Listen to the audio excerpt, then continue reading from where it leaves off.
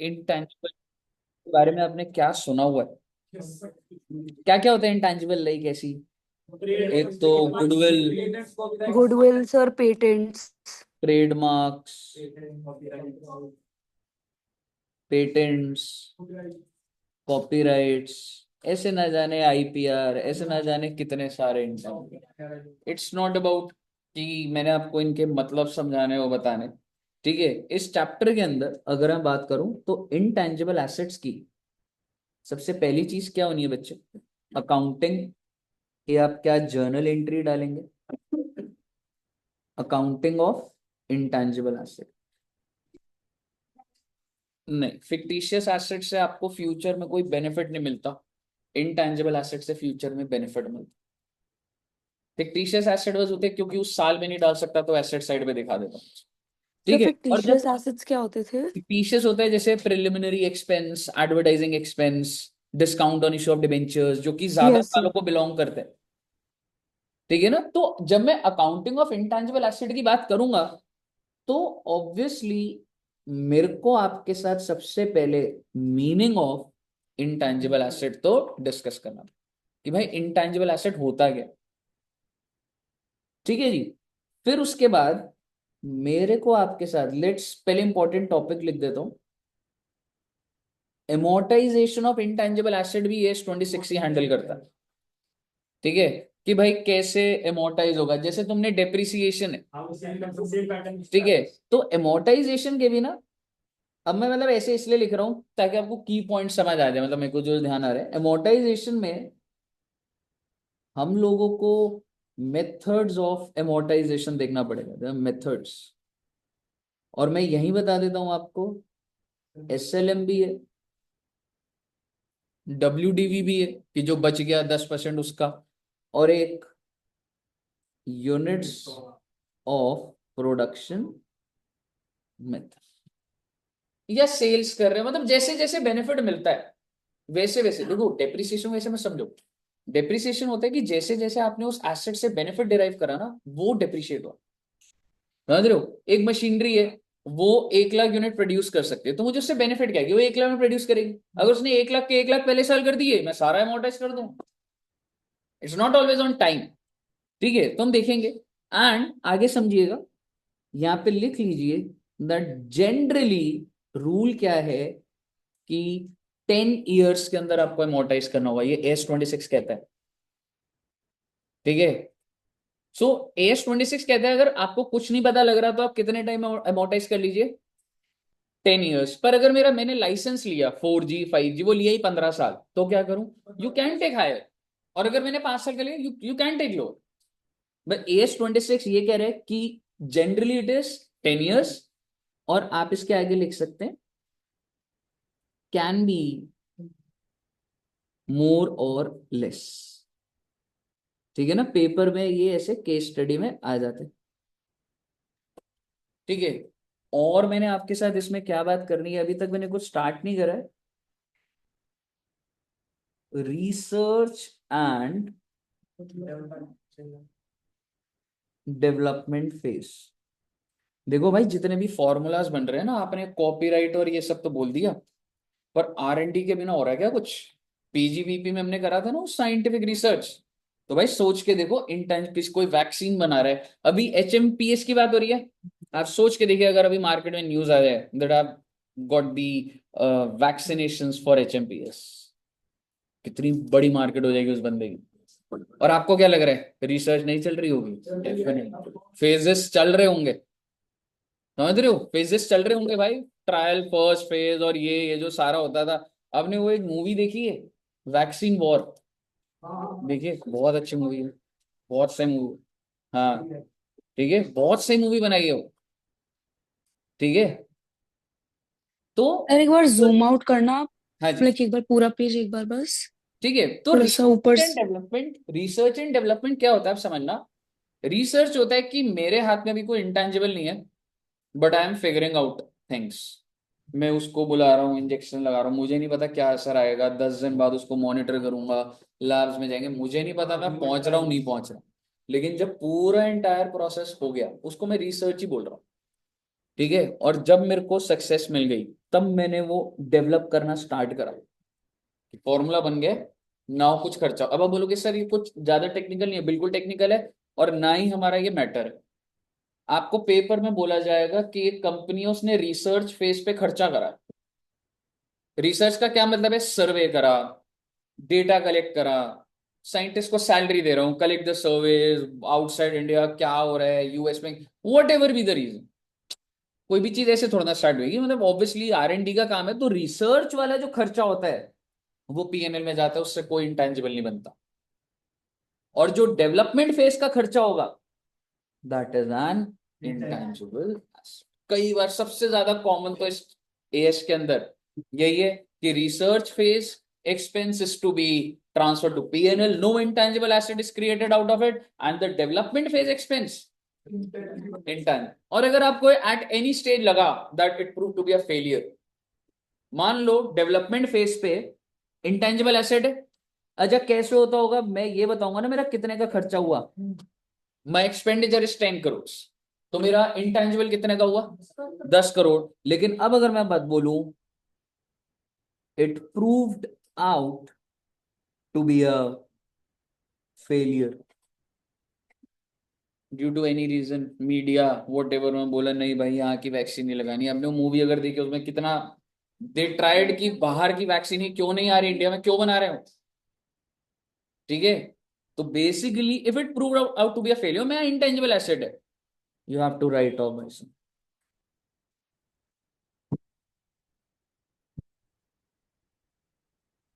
मतलब इसके ऊपर आपको कई क्वेश्चंस मिलेंगे, और अभी तक मैंने स्टैंडर्ड शुरू नहीं करा है, लेकिन मैं एक बार आपकी समरी बना रहा हूँ कि what are the sir point. एक चीज पूछनी है, हाँ जी। रिसर्च एक्सपेंसेस और डेवलपमेंट एक्सपेंसेस अगर सक्सेसफुल बन गया नहीं, तो रिसर्च ही का मुझे कोई लेना देना नहीं है। रिसर्च इज अच्छा सक्सेसफुल और unsuccessful, research goes to P&L। Sir ऐसा क्यों, लेकिन रिसर्च तो research is, intangible. You cannot confirm that research will bring out some benefits to you, so that's an expense। अच्छा रिसर्च इज द, कोई भी चीज एसेट तब बनता है जब उससे फ्यूचर के बेनिफिट्स मिलते हैं मुझे। ठीक During है sir. research phase, it is not certain that benefits will flow to the organization। बच्चों को दे दे यार chocolate, thank you so much. कल इनाया का बर्थडे था, तो मैम के बर्थडे में मैंने नहीं खिलाई। क्या है, जब खुशी होती है तो ही खिलाएगा। 7 years।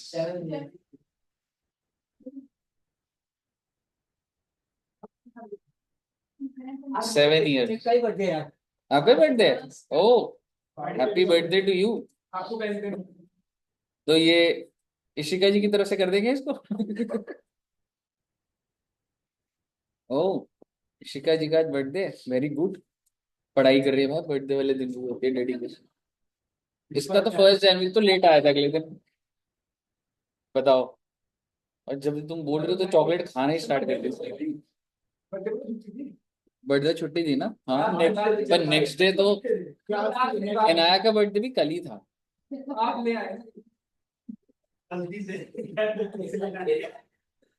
ठीक है, तो क्या क्या क्या हो गया? खाते खाते गिर गई ना चॉकलेट। ठीक है, तो आप समझिएगा कि रिसर्च फेज में ना, इट इज नॉट एस्टिमेटेड और expected that benefits will arise. And let me tell you definition of an asset. एक एसेट वो होता है जिससे आपको बेनिफिट मिलता है। अगर उससे कोई बेनिफिट नहीं, it's not an asset, is an expense. समझ रहे हो? अगर आप एसी को आप एसेट इसलिए बोलते हो क्योंकि आपको इससे बेनिफिट मिलता है, सर वो तो खर्चे से भी बेनिफिट तो मिलता ही है। आप गोलगप्पे खाते हो तो क्या बेनिफिट मिल रहा है? मजा आ रहा है ना। तो मजा आता है तो एसेट की खर्चा, हाँ कुछ भी हो सकता है, बट मतलब ठीक है, यूटिलिटी है उसके अंदर, तभी तो हम स्पेंड करते हैं। तो आप जब भी मजा आता है तो ही खर्चा करते हो क्या? कभी कभी जरूरत भी होती है, जैसे इंजेक्शन लगाने कोई मजा नहीं आता, ऐसा तो नहीं होता ना चलो डॉक्टर को इंजेक्शन है बहुत मजा आएगा। ठीक है, तो आप मुझे बताइए कि अगर हम इंजेक्शन लगवा रहे हैं, ठीक है, तो उसको मैं खर्चा बोलूं या एसेट बोलूं? उसका जो बेनिफिट होता है ना, अगर किसी चीज, देखो फायदा तो मिल रहा है आपको, मान लो डॉग बाइट, डॉग ने काट लिया, आपको टेटनेस लगाना पड़ता है, लेकिन आप उसका बेनिफिट क्या है 10 साल के लिए, कितने टाइम तक होता है जनरली? अब मैं बहुत स्पेसिफिक चला गया हूं, जनरली हर खर्चे का बेनिफिट 1 साल में खत्म हो जाता है। बिजली का बिल, रेंट, सैलरी, कंज्यूमेबल्स, दाल रोटी चीनी, वाटर, चॉकलेट, बेनिफिट खत्म। हाँ 5 मिनट में खत्म हो गए। 5 मिनट भी ज्यादा ही बोल दिया आपने, हुए नहीं पूरे 5 मिनट। ठीक है, सो बेसिकली जिसका बेनिफिट 1 साल में खत्म हो जाता है दैट्स एन एक्सपेंस, और जिसका बेनिफिट 1 साल से ज्यादा मिलता है दैट्स एन एसेट। तो ये सारी चीजें ये एसेट है, ठीक है, एसी एसेट है क्योंकि 1 साल से ज्यादा मिला। अगर मैं ये बोल दूं इसका बेनिफिट 1 साल का ही है तो मेरा एसेट नहीं होता भाई, समझ रहे हो? तो बेसिकली एसेट को ऐसे भी देखा जाता है कि उससे बेनिफिट कितने टाइम मिल रहा है। ठीक है बच्चे, एनीवेज अब मैं आपके साथ स्टैंडर्ड शुरू कर रहा हूं और हम स्टार्ट करेंगे कि इनटैंजिबल एसेट का मतलब क्या हो।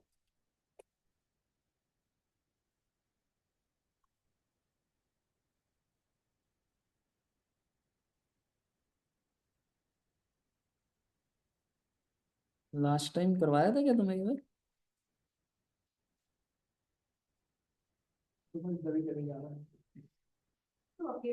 डर में चॉकलेट खाता है क्या तू? तो अकेले डरना क्यों डरा?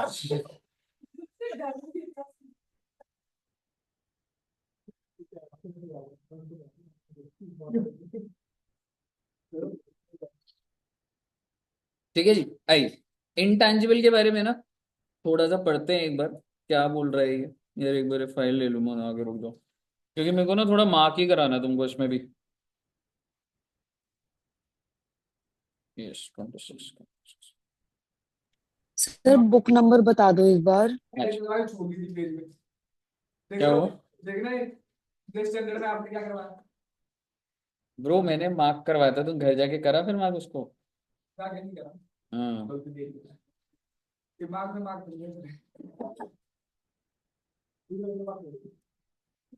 तुम सर अभी बोलेंगे कुछ बस लिख नहीं पा रहा था तो दिमाग में मार्क बोल तो सकता हूँ पर अभी कोई नहीं है अभी। बोल तो सर बस बोल तो सर चलिए, तो मैं अब आपको ये बता रहा हूँ भाई, AS 26 में सबसे पहला पॉइंट क्या है? ठीक है, पहले मैं एक बार ना समराइज कर देता हूँ, टाइम का मैं तो ऐसे एक बार फ्लो, डेफिनेशन के अंदर हम देखेंगे कि क्या होता है ये। उसके बाद क्या है, रिकॉग्निशन। आप कब बोलोगे, देखो ये भी एक बहुत बड़ी चीज होती है, मैं कब बोलूंगा कि मेरा रिकॉग्निशन का मतलब क्या होता है? टू रिकॉर्ड, यानी कि you are passing a journal entry, तो you have to prove first that it's an intangible asset. नहीं तो मैं ऐसी कोई भी चीज को इंटेंजिबल बोल दूंगा, मैंने फॉर्मूला बनाया, मैं बोलूं मेरे पास एक प्रोसेस है इंस्टीट्यूट को कैसे चलाते हैं, ठीक है, लेकिन वो सेल्फ जनरेटेड है, पर मैं कैसे उसको ये बोलूं कि आई कैन रिस्ट्रिक्ट, अगर मैं ये प्रूव कर सकता हूं कि मैं रिस्ट्रिक्ट कर सकता हूं और ये मेरे पास ही है तो रिकॉर्ड होता है। मतलब आप और डिटेल में बच जाइए, रिकॉग्निशन का मतलब कि एक पैरामीटर होगा कि आप उसको रिकॉर्ड कर सकते हैं, आपको प्रूव करना पड़ेगा कि उससे आपको बेनिफिट फ्लो होगा और आप उससे रिलेटेड कॉस्ट को पूरा आइडेंटिफाई कर पा रहे हो, ठीक है ना? Separate acquisition, as per amalgamation, आपने AS 14 में पढ़ा है, गुडविल आ जाती है तो बात करेगा। एक्विजिशन गवर्नमेंट ग्रांट, मेरे को फ्री का इंटेंजिबल मिल गया तो गवर्नमेंट ग्रांट क्या बोलता था भाई, फिक्स एसेट में से माइनस कर ले, इंटेंजिबल माइनस कर लो इंटेंजिबल में से भी। मैंने 500 करोड़ का इंटेंजिबल बनाया, 100 करोड़ गवर्नमेंट ने दे दिया पैसा, तो मैं तो 400 का ही रिकॉर्ड करूंगा ना, तो वही वाली बात ग्रांट वाली बात चलेगी जरा सी। एक पर एक्सचेंज ऑफ एसेट, मैं आपको, मैंने इंटेंजिबल खरीदा, उसकी जगह मैंने शेयर्स इशू कर दिए, तो मैं किस पर रिकॉर्ड करूं, शेयर्स की वैल्यू या इंटेंजिबल की market value, which ever is more familiar, which ever is more accurate, मैं उस पर यूज कर लूंगा। ठीक है, तो ऐसे छोटी छोटी 3-3 लाइनों पर मैं इसलिए दिखा रहा हूँ वो समझ आए पहले। Internally generated goodwill it is never recorded, recording नहीं होती भाई, ऐसे तो हर कोई रिकॉर्ड कर लेगा। और अदर इंटेंजिबल एसेट, हाँ उसके अंदर आप कह सकते हो research and development, that's internally generated. Measurement subsequent to initial, भाई मैंने बना दिया इंटेंजिबल हो गया, पर अगर उस पर अगर मैंने कोई और भारी खर्चा करा जिससे और उसकी वैल्यू बढ़ रही है डेवलपमेंट, तो मैं ऐड कर दूंगा उसमें। लेकिन अगर छोटा मोटा खर्चा है, ठीक है, तो पीएनएल में डाल दूंगा उस चीज को। एमोर्टाइजेशन पीरियड जनरली कितना है? एमोर्टाइजेशन मेथड वो बता दिया आपको। रेजिडुअल वैल्यू बेटे जैसे एसेट की आखिरी में बच के कोई वैल्यू होती है, वैसे रेजिडुअल वैल्यू कहीं आएगा भी नहीं है। रिव्यू ऑफ एमोर्टाइजेशन पीरियड, हर साल हर 2 साल बाद आपको देखना चाहिए भाई इतनी लाइफ अभी बच भी रही है या लाइफ मैंने ठीक निकाली है नहीं निकाली, मेथड सही है कि नहीं है। रिटायरमेंट एंड डिस्पोजल, आपने बेच दिया इंटेंजिबल को, ठीक है ना। तो अगर मैं आपको बोलूं, ठीक है, तो उसमें सबसे इंपॉर्टेंट वो जो रिसर्च एंड डेवलपमेंट है ना, उसी के ऊपर ही क्वेश्चन देखेंगे आप। एनीवेज, शुरू करते हैं इंट्रोडक्शन से, और इंट्रोडक्शन को एक बार आप रीड करेंगे।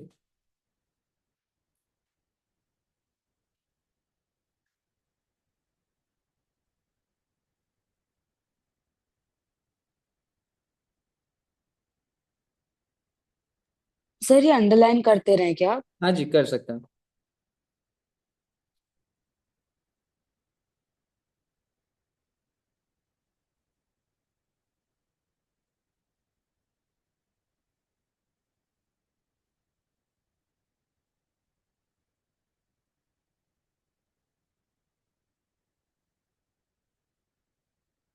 Exactly exactly.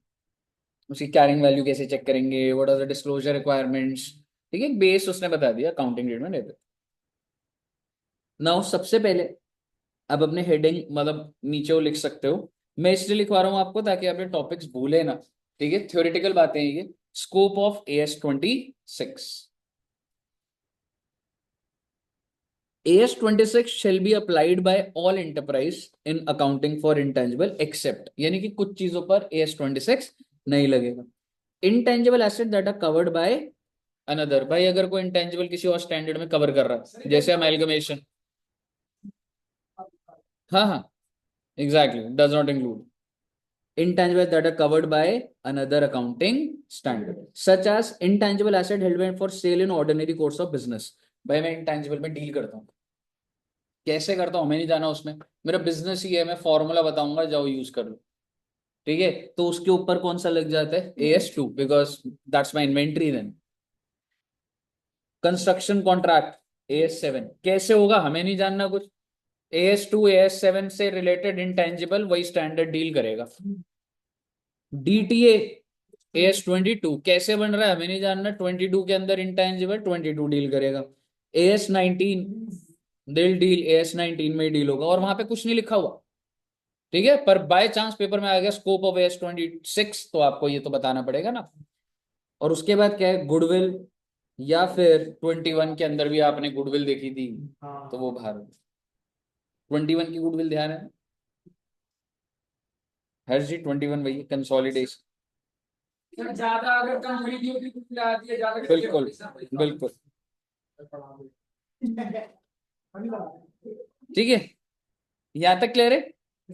इसके बाद आप देखेंगे फाइनेंशियल एसेट, मुझे कोई नहीं लेना देना भाई, फाइनेंशियल एसेट से रिलेटेड इंटेंजिबल यहाँ पर नहीं आएगा।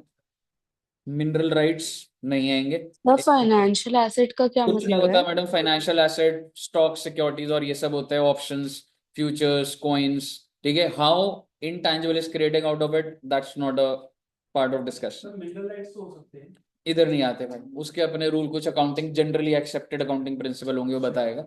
आपके लिए मैं सिर्फ ये इसलिए बता रहा हूँ कि पेपर में ये आया तो आपको ये लिखना है, इससे ज्यादा स्कोप नहीं है इस बात का कोई। Intangible asset arising in insurance enterprise for contract with insurance companies का इंटेंजिबल कैसे होगा, यहां से बाहर है। Expenditure in respect of termination benefit, termination benefit होता है जैसे VRS वॉलेंटरी रिटायरमेंट स्कीम, ठीक है, या रिट्रेंचमेंट कॉम्पनसेशन, एक साथ एम्प्लॉयज को निकाला लमसम पेमेंट करी, यहाँ पे नहीं आएगा भाई। मुझे बताइए क्लियर है आपको? तो स्कोप आप यहां से रीड करेंगे। आगे क्या बोल रहे हैं वो, applies to other intangible such as computer software. भाई साहब आपने लैपटॉप खरीदा, इसके अंदर सॉफ्टवेयर है, बताई देता हूँ, पूरी बात कर लेता हूँ। मैं इसको पूरा का पूरा कंप्यूटर बुक करूँ, लैपटॉप बुक करूँ, या सॉफ्टवेयर अलग और कंप्यूटर अलग? बिल्कुल भी नहीं। डोमिनेंट पोर्शन ये है मार्केट में, ये कम ये नहीं बोलते कि लैपटॉप दे दो तो सॉफ्टवेयर साथ आता है।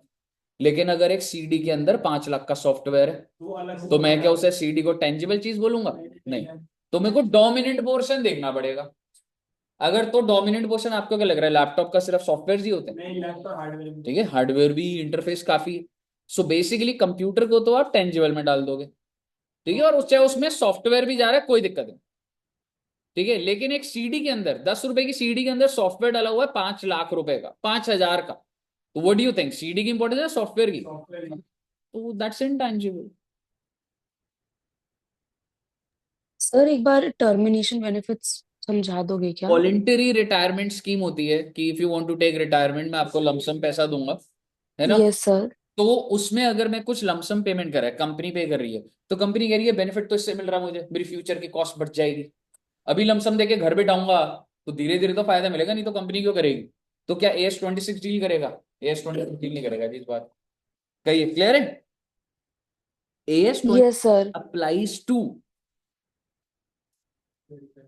On advertising, training, startup. ये कैसे होगा ऐसा भी डिस्कशन में नहीं कर सकता और नहीं करूंगा, लेकिन आप कह सकते हैं 26 अप्लाइज टू एडवर्टाइजिंग। बट अगर मैं आपको सही महीने में बोलूँ तो इसको भी राइट ऑफ तो PNL में करा जाता है, बट इन्होंने लिखा हुआ है तो कुछ कर नहीं सकता अभी मैं।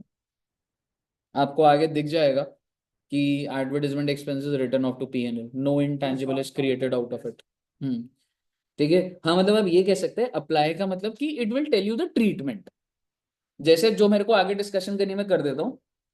मैंने एडवर्टाइजिंग एक्सपेंस करा है, आई फील दैट मुझे बेनिफिट इसका 5 साल तक मिलेगा, तो क्या कोई इंटेंजिबल एसेट क्रिएट करने की जरूरत है? Answer is no. आप इसको डेफर्ड रेवेन्यू मान लीजिए और धीरे धीरे करके PNL में राइट ऑफ कर दीजिए। पहली चीज, ट्रेनिंग, मैंने GST की ट्रेनिंग दी अपने स्टाफ को, इंडियस की ट्रेनिंग दी, IFRS की ट्रेनिंग दी, और कंपनी कह रही है क्योंकि मैंने ट्रेनिंग दी तो एक इंटेंजिबल एसेट है, मैंने 5 करोड़ लगाए ट्रेनिंग में। कोई इंटेंजिबल एसेट नहीं है, वो एम्प्लॉय छोड़ के दूसरी जगह काम कर लेगा। आपके पास अगर कोई अधिकार ही नहीं है किसी को रोकने का, तो उससे कोई कोई भी चीज एसेट तब बनती है when you are the owner of that and you can restrict anyone. मैं इस एसी को एसेट इसलिए बोल रहा हूं क्योंकि एक एसेट की एक बेसिक रिक्वायरमेंट होती है, यू शुड ओन दैट।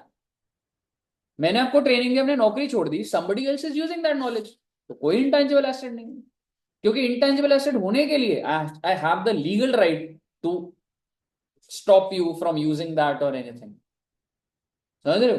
तो बेसिकली ये ट्रेनिंग कॉस्ट भी, ठीक है, कोई इंटेंजिबल एसेट नहीं बनाता। स्टार्टअप कॉस्ट का कोई ऐसी कोई बात नहीं आएगी। रिसर्च एंड डेवलपमेंट मैंने आपको बताया था, रिसर्च फेज कहाँ जाएगा, डेवलपमेंट और ये इंटेंजिबल एसेट बन जाएगा, यानी कि ये बैलेंस शीट में। Rights and licensing agreement of motion picture film, वो जो मूवीज देखते हैं ना, तो ऑब्वियसली उसके भी तो राइट्स होते हैं भाई, ठीक है। Video recording, pledge, manuscript, patent, these items are excluded from the scope of AS19। कुछ नहीं, अंडरलाइंग इंटेंजिबल एसेट्स का कुछ नहीं करना। तो ये फर्स्ट पेज ऐसा नहीं है, it is a good page, आपको पूरा प्रॉपर रीड करना है, ठीक है बच्चे। अब मैं आपसे एक एसेट की, like before deciding whether this is an intangible, what is an asset, हमें पता होना चाहिए ना, क्योंकि intangible asset is a category of an asset ना। तो एसेट क्या होता है, is a resource that is controlled by enterprise, मैंने बोला ना कंट्रोल कर सकता हूं, and from which future economic benefits are expected to. एक एसेट होता है जो कंट्रोल होता है और जिससे मेरे को बेनिफिट मिलता है। क्या आप मुझे बताएंगे मॉनेटरी एसेट क्या होता था? Which are to be ultimately settled in cash, money held an asset to be received in fixed determinable amount of money. Non monetary asset क्या हो जाएगा, other than? So let me tell you, intangible asset, monetary and non monetary। एक minute, दोबारा बोलो। You know meaning of monetary, debtors, creditors, monetary is building, furniture, but what about intangible asset, non monetary? उसके पीछे ये थोड़ा ना भाई तूने मुझे पैसे देने। सो बेसिकली आप ये कह सकते हैं intangible asset is a non monetary asset, ठीक है बच्चे। What is the meaning of amortisation? Systematic allocation of the depreciable amount, ठीक है। डेप्रिशिएबल अमाउंट क्या होगा, original cost minus salvage value, इसी को तो डेप्रिशिएबल अमाउंट बोलता हूं ना, मतलब which is available for depreciation whether 1 year और इन फ्यूचर ईयर्स, ठीक है। यूजफुल लाइफ, ये ऐसे लिखी हुई है चीजें, ठीक है। तो बेसिकली जितने टाइम तक आप यूज कर सकते हैं, आपको नॉर्मल रीड करना है। फेयर वैल्यू, मार्केट में क्या रेट चल रहा है, एक्टिव मार्केट, उसकी में एक्टिव मार्केट, ये आप याद नहीं कर सकते, ठीक है, बट एक ये वर्ड पता होना चाहिए, इम्पेयरमेंट लॉस। ये बताओगे क्या होता है, इसके पास स्टैंडर्ड भी है। देखो भाई, मैंने एक एसेट खरीदा 100 रुपए का, ठीक है भाई, ये 100 रुपए, और इसकी लाइफ कितनी है, 5 साल।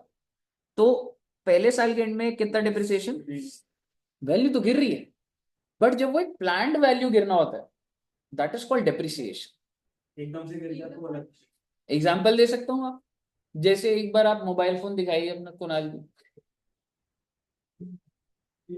अगर मोबाइल फोन जो है धीरे धीरे डिप्रिशिएट हो रहा है, क्या हम एकदम से गिरा सकते हैं उसकी वैल्यू, हाँ गिरा सकते हैं, गिरा तोड़ के दे दो बस। That's called Impairment loss। Impairment loss. हाँ, ठक ठक गैंग में सीधा इम्पेयरमेंट लॉस हो तो गया। अभी भी हो जाएगा, आप लोग गिरा के दे। नहीं नहीं नहीं, आप ठक ठक गैंग है क्या? अरे गिरा के दे। ठीक है। सर, नया खरीदा, हर से गिरा के दे। किसने, हर्ष ने खरीद लिया फोन इसने? इसे गिरा के दे। कब लिया तूने, अभी तो? वही तो है भाई। अच्छा, उसने ले लिया था क्या, हाँ दे दिया। मैं भूल गया। सर को अपने फोन जाके किसी को दिखता है। ठीक है, Pro है।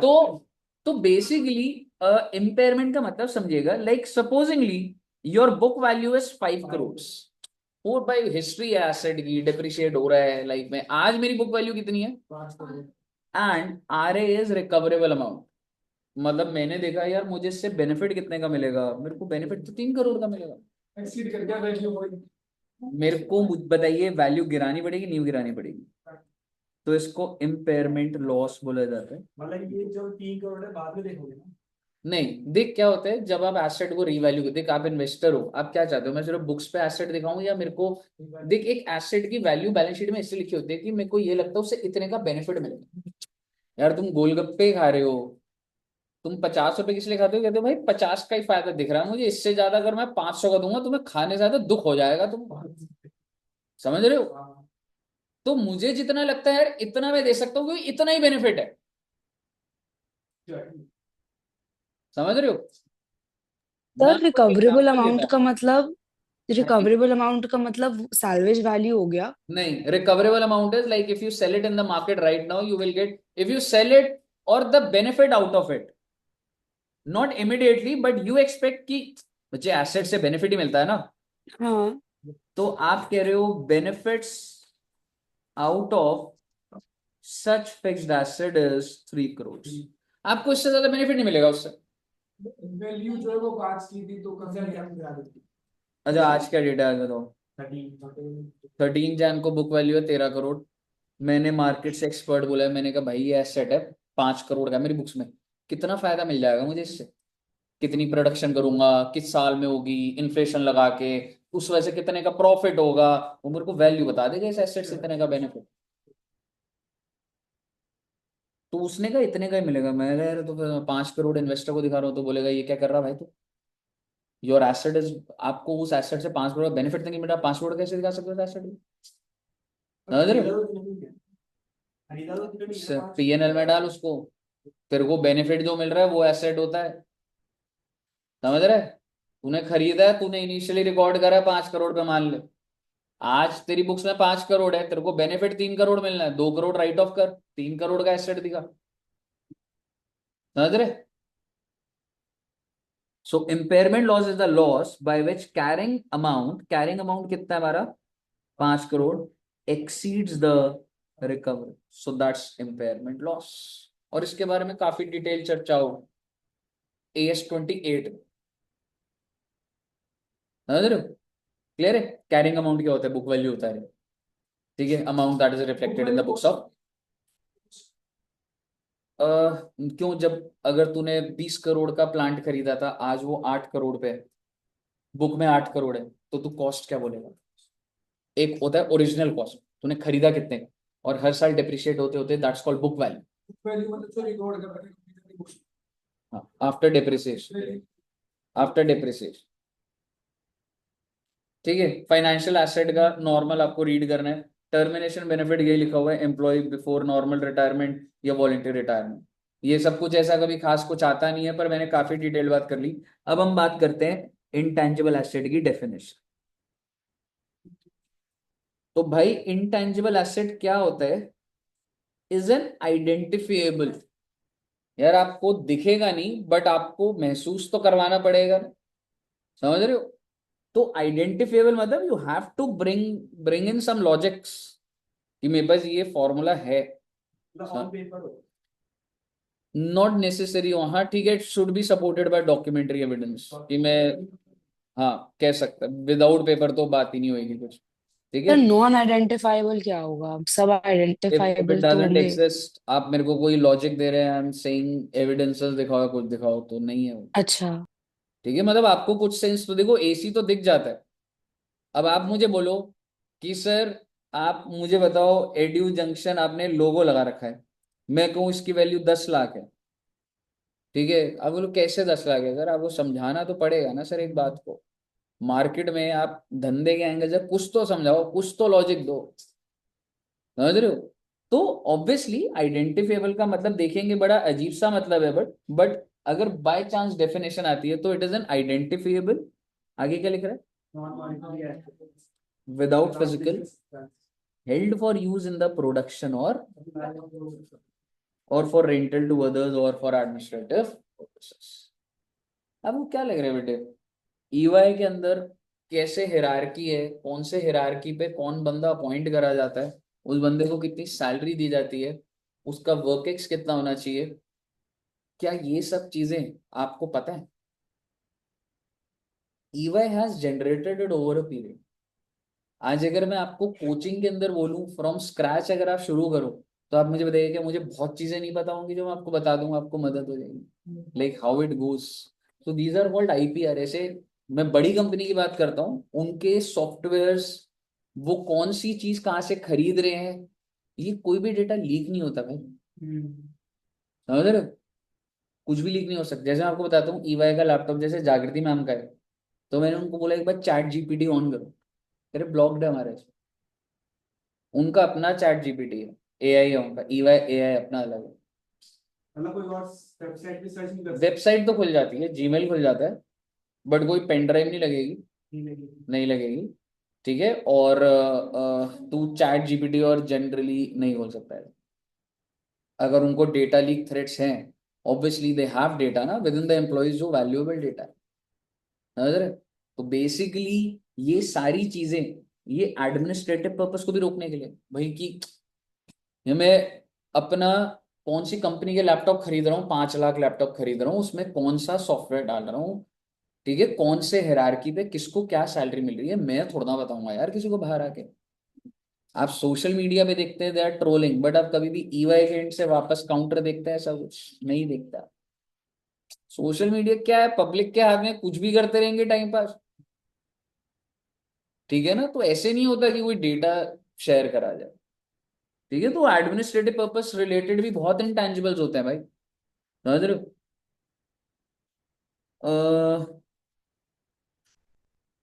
एक बार ऐसी पढ़ना ही, इतना वो नहीं है, बट एक आपका फ्लो बन जाएगा।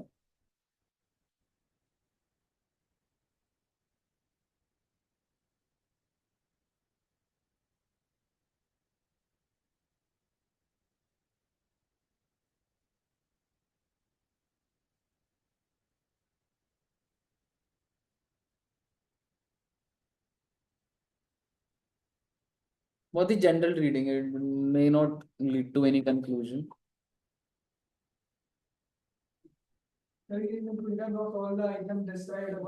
यार तेरे को हर एसेट को प्रूव करना पड़ेगा that it is in your control, you can restrict anyone. आज मैं एडू जंक्शन का लोगो मैंने रजिस्टर नहीं करा रखा, कहाँ से इंटेंजिबल हो जाएगा मेरा? कल को कोई खोल दे या कहीं भी खोले। अब यूट्यूब पे जाएंगे, एडू जंक्शन एक और भी है ना? But they are not dealing with this, C M है, कुछ साइंस है, पता नहीं कुछ है। ठीक है, मैं उनको फोन करके बोल सकता हूँ नाम हटा, कैसे हटा बोल दूंगा मैंने खुद ही रजिस्टर नहीं कर रखा। समझ रहे हो? सर वैसे क्या कर सकते हो आप? डेफिनेट, मतलब मेरे को दूसरे एक वालों दो ने। लोगों ने, क्या स्यू कर सकता हूँ? नो नो, मैं बोल रही थी कि क्या दूसरे वालों ने करा हुआ है क्या उसको, ट्रेडमार्क या मतलब जो भी। मेरे को पता नहीं है, मैंने उनसे कोई बात नहीं करी, मुझे आइडिया नहीं। अच्छा अच्छा। समझ रहे हो? और कई बार क्या होता है, मैं कह रहा हूँ कर लो भाई। आपने देखा है, आगरा जाते हो सारी पंछी पेठा लिखा हो, हाँ हाँ सभी ने लिखा हो, अभी भी सभी पर है। अब वो क्या है, वो फ्रेंचाइजी है, असली कौन है कुछ पता लगता है? नहीं। लेकिन अगर मैं बोलूं मेरा इतना बड़ा नाम है, तुम यूज कर लो भाई, उनको पता है भाई दूषण सर पढ़ा रहे होंगे, सौरभ सर पढ़ा ये टीम है, उनको नाम से है ही नहीं, उनको कमरे में बैठ के पता लग रहा उन्हें। That's my intangible. चाहे लीगली नहीं रोक पा रहा, बट धंधे में ऐसा नाम है कि तुम जाओगे ही नहीं वहां पर moment, because you getting the reference भाई, ये टीचर है ये पढ़ाएंगे। Now what's there in the brand name, Edu Junction में तो हमारा नाम आ नहीं रहा।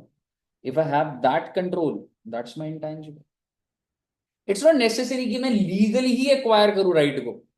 अगर मेरी मार्केट में ऐसी रेपुटेशन है that nobody can use it also, they will not derive benefit, तो भी मैं उसे अपना इंटेंजिबल बोल सकता। कंट्रोल का मतलब ये नहीं है कि मैं लीगली रोक सकता हूं आपको, बस कंट्रोल का मतलब आप यूज ही नहीं कर पाओगे भाई, कर लो यूज। समझ रहे हो? So it's not legal control. तो ऐसे बहुत सारे पैरामीटर्स देखने पड़ते हैं। समझ रहे हो? वो तो धंधे की बात होगी ना, वो तो समझना पड़ेगा weather it is intangible not an intangible, वो वाली चीज है। ठीक है ना? तो वो चीज लिखी हुई है, ये वाला पढ़ना ही अच्छा पॉइंट है।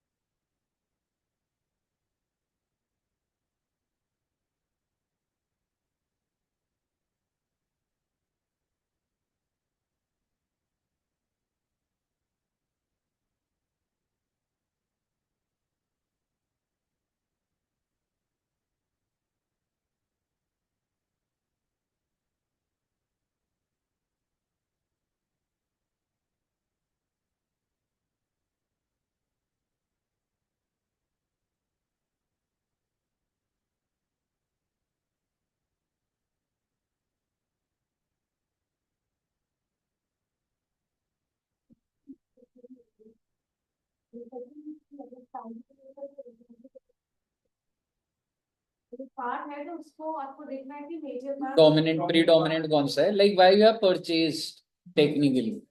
पहले लास्ट में देर में सॉफ्टवेयर भाई देखा, मैं अब मान ले ये मैंने कंप्यूटर खरीदा और उसमें मैंने 5 लाख का सॉफ्टवेयर डाल दिया, लाइक मेरे को अपने इसमें डलेगा डेटा। ठीक है, मान ले मैंने टैली सॉफ्टवेयर डाला इसमें, चल 15,000 का, तो क्या वो हार्डवेयर का पार्ट है? वो चीज अब तो मैं उसे इंटेंजिबल कर सकता हूँ ना, that's not integral part. No, मतलब जरूरी थोड़ा ना सबको टैली चाहिए। अब तो मेरा सॉफ्टवेयर ऑन डिमांड आ रहा है, तो मैं उसको इंटेंजिबल दिखा सकता हूँ। समझ रहे? अब जैसे ऐसे ही बोल रहा हूँ, आज हम लोग व्हाट्सएप पे करते हैं कोई बात, ठीक है, मान ले कोई शीट है कुछ है, तो आपको क्या लग रहा है जो कंपनीज होती हैं उसमें अगर मैंने एक शीट अपडेट करी वो सबके लिए अपडेटेड उनके फोल्डर में होती है। समझ रहे हो? ये सब थोड़ा ना यहाँ पे। लेकिन क्या ईवाई और कंपनी में है? एक कॉमन ड्राइव है, उसमें एक ही फाइल पे 50 लोग काम कर रहे हैं भाई, वो एक अपडेट कर रहा है सबके में बना सबके लिए अपडेट हो रहा है वो। And there is a sequence, मतलब ऐसे वो गधे थोड़ा ना बैठे कोई भी कुछ भी कर रहा है। दिस इज रिक्वायर्ड, नहीं तो एक बंदा अपडेट करके उस फाइल पे 100 लोग काम करते हैं। मेल थोड़ा ना करता रहेगा 100 को एक जगह पे पड़ी है। I will do my work in that respective excel sheet. मेरा ये कॉलम है, जब वो बंदा अपडेट करेगा बस वो बता देगा I am done with the work, मैं आगे अपना काम करूँ। समझ रहे हो? तो सारे सॉफ्टवेयर से ही तो होता है भाई, ऐसे थोड़ा ना होता है। कंपनीज में ऐसी तो होता है एग्जैक्टली, अपडेट करता रहता है बेसिक है तो उसकी किस तरह बिल्कुल।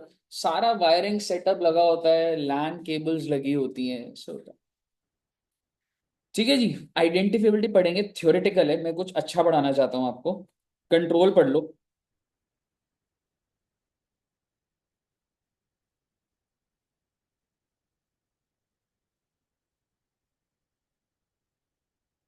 रेस्ट्रिक्ट भी कर सकता है दूसरे को, खुद ही कंट्रोल एग्जैक्टली।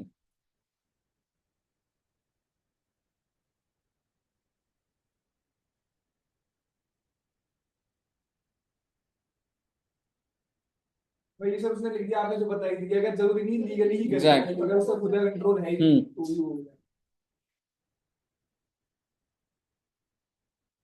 ये मतलब नीचे वाला तुम पढ़ सकते हो, पर ये मेन कंक्लूडिंग पॉइंट इससे हो जाता है, बाकी फिर वो बस जनरली बता रखा होता है। एग्जाम्पल नंबर 1 पढ़िएगा। फिर अब इसके बाद थोड़ा एक दो इलस्ट्रेशन देख लेंगे।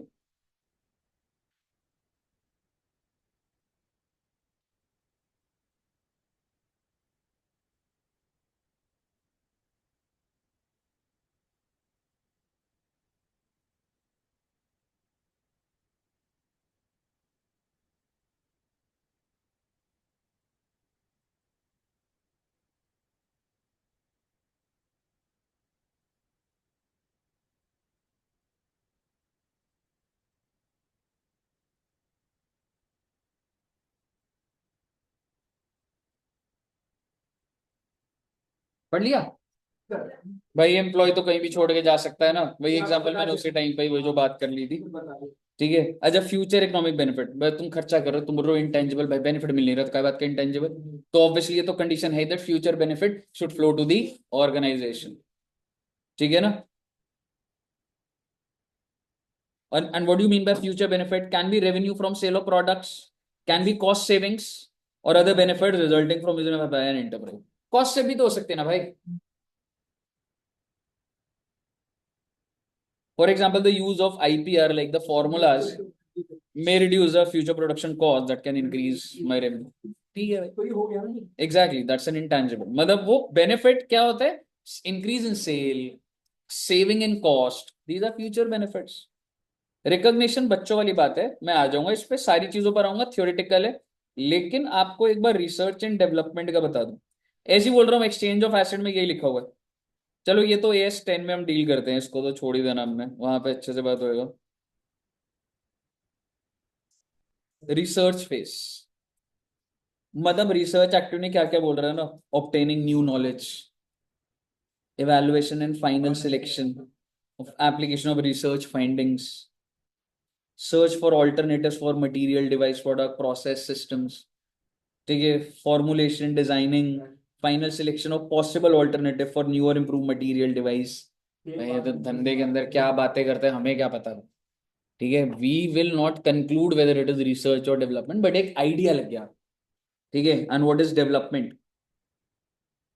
an intangible asset arising, अच्छा, all the following: technical feasibility so that it will be available for use or sale, intention to complete the intangible asset, its ability to use or sell, how the intangible will produce. तो आपको थोड़ा सा technical लगेगा, बस इसको थोड़ा सा read कर लेना, आपको ऐसे कंक्लूडिंग फॉर्म नहीं आएंगे, एक क्वेश्चन में आएगा बट उसके ही कीवर्ड से मैं डेवलप करा दूंगा आपको।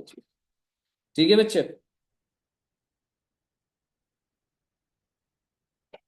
ये सब कुछ नहीं करना, आऊंगा मैं इस पे। मैं पहले आपको अब रिसर्च एंड डेवलपमेंट ही बताना चाहता हूँ बस। एमोर्टाइजेशन पीरियड में वही लिखा हुआ है 10 साल, और वो है, आऊंगा उस पर भी, मेथड पे भी, SLM डिमिनिशिंग और यूनिट्स ऑफ प्रोडक्शन, कुछ में समझा नहीं रखा। रेजिडुअल वैल्यू, बची हुई वैल्यू जो एसेट गया है, देखेंगे इसको। रिव्यू बाय मेथड देख लेना चाहिए। वो क्या कह रहे हैं, at least each financial year end, हर साल देख लो भाई, जो कि बड़ी बात है, कहां से कंपनी के पास इतना टाइम। आइए अब ऊपर आऊंगा थ्योरी पे, लेकिन इलस्ट्रेशन नंबर 1 एक बार ट्राई करिएगा, मैंने आपको सिखा तो दिया है, बट एक जनरली अब एक बार पढ़िएगा।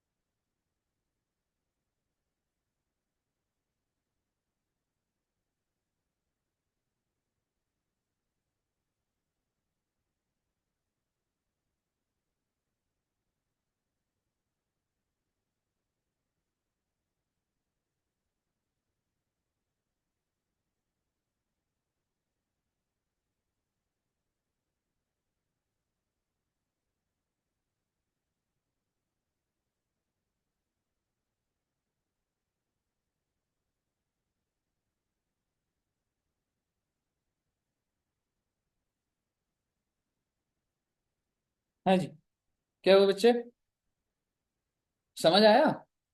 $20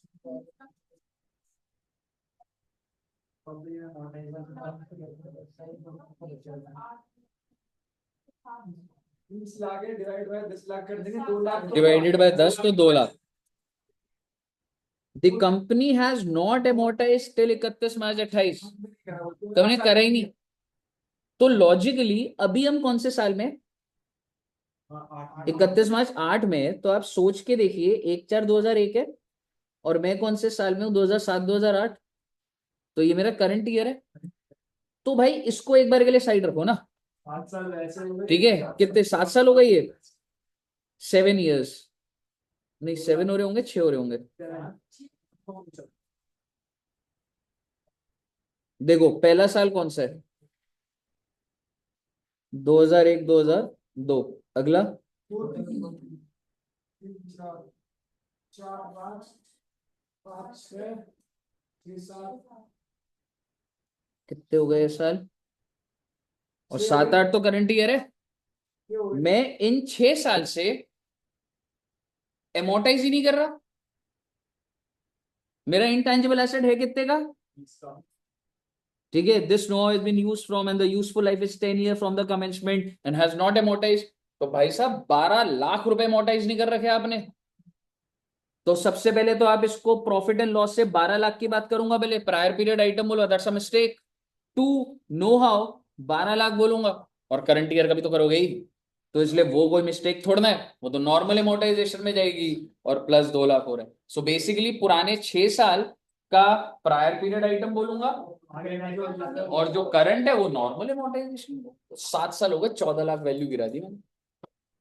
समझ रहे हो, है तो नॉर्मल अकाउंटिंग। हाँ करंट ईयर में पूरी गिरानी बिल्कुल, 2 लाख तो गिरानी थी। इलस्ट्रेशन में 2।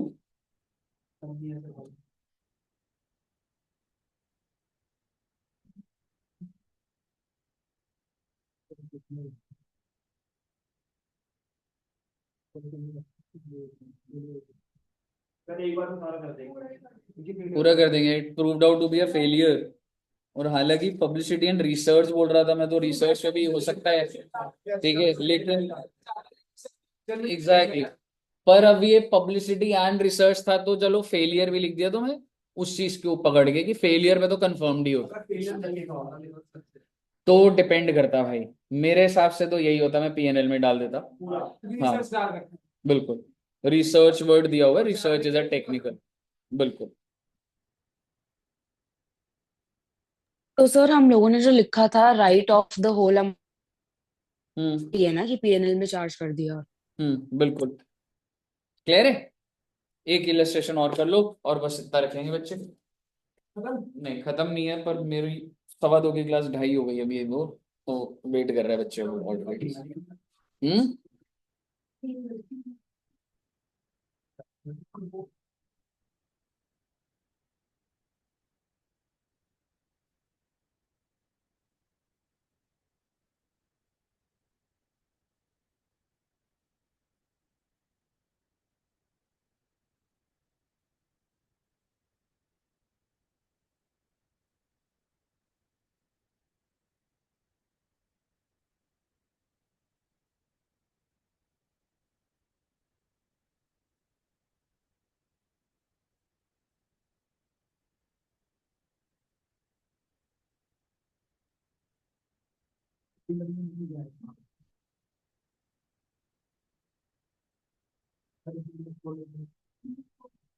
हो गया।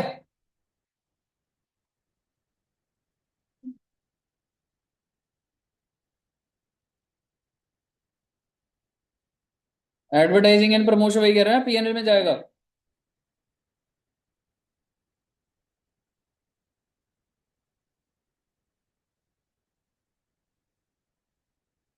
तो लेकिन स्टार्टिंग में नहीं, AS-26 इंक्लूड्स बोला था, और मैंने आपको उस टाइम बताया था कि एडवर्टाइजिंग खर्चा ही होता है। एडवर्टाइजिंग से कोई इंटेंजिबल क्रिएट नहीं होता। एडवर्टाइजिंग से ना मतलब AS-26 टॉक्स अबाउट इट, ठीक है, कि एडवर्टाइजिंग का क्या होगा, बट इट डजंट मीन ऐसे तो कंपनी जो एडवर्टाइजमेंट कर रही है ना, वो पीएनएल में ही डालती है। क्लियर है बच्चे। तो देखेंगे भाई अभी। वैसे अगर मैं आपको बोलूं प्रैक्टिकल लेवल पे तो डन है, पर मेरे को वो कंट्रोल और वो डेफिनेशंस में क्या क्या लिखा है ना, वो बताना है। 15-20 मिनट का बचा हुआ है, और नेक्स्ट क्लास में फिर हम लोग एक और स्टैंडर्ड साथ में इसके करवा दूंगा आपको। ठीक है जी, कल कितने बजे आओगे? 9:30।